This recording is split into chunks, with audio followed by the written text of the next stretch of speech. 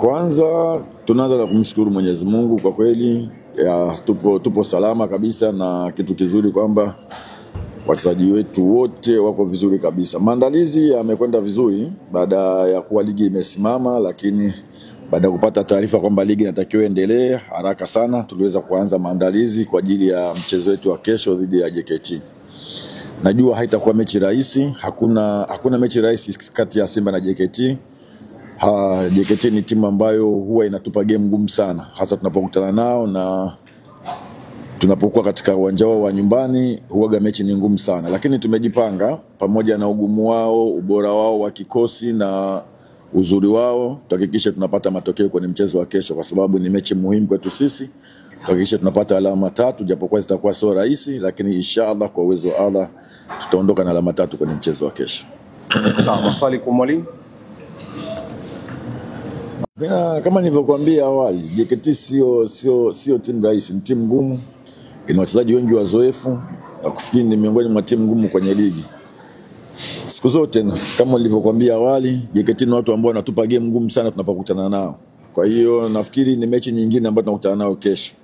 Lengo letu sisi ni kuweza kupata magoli zaidi ya moja kama wanavyosema. Kwa hiyo mimi nafikiri inshallah kwa uwezo wa Allah kesho tutapata matokeo mazuri na magoli mazuri kabisa kwenye mchezo wa kesho. Lengo ni kupata matokeo na kuhakikisha tunafunga na tusifunge. Kwa hiyo tutaingia kwa tahadhari kubwa sana kuhakikisha tupate magoli, lakini tusiweze kuruhusu magoli. Kwa hiyo tutaingia kwa tahadhari na kuhakikisha tunapata matokeo katika mchezo wa kesho.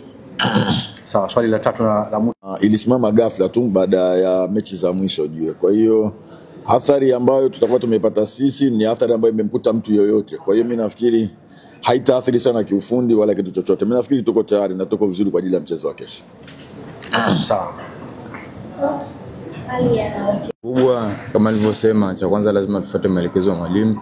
Cha pili, na furaha kwenda kucheza katika ardhi yangu ambayo nilicheza kabla, lakini yote ni kupambania timu yangu ya Simba kesho tupate pointi 3. Kwa hiyo tutafuata maelekezo ya mwalimu ili turahisishie kazi kesho. Sawa. Swali. Tumesikiliza maelekezo ya mwalimu, kitu ambacho atataka kwenye mchezo wa kesho. Tunajua mechi itakuwa rahisi, JKT ni timu nzuri, lakini tutahakikisha tunapambana ili tupate matokeo ya pointi 3. Sawa. Maswali matatu kwa mchezaji. Kikubwa ni kupambana na kujituma kesho.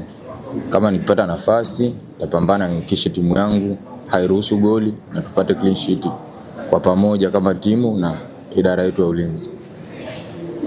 Sawa. Kuna swali la nyongeza? Sioni kama kuna pressure kubwa. Kikubwa tu ni kupambana tu. Maana sasa hivi nipo Simba, kwa nitakuwa nipambanie Simba. Sawa, nikushukuru sana. It's not a game, it's a rich thing.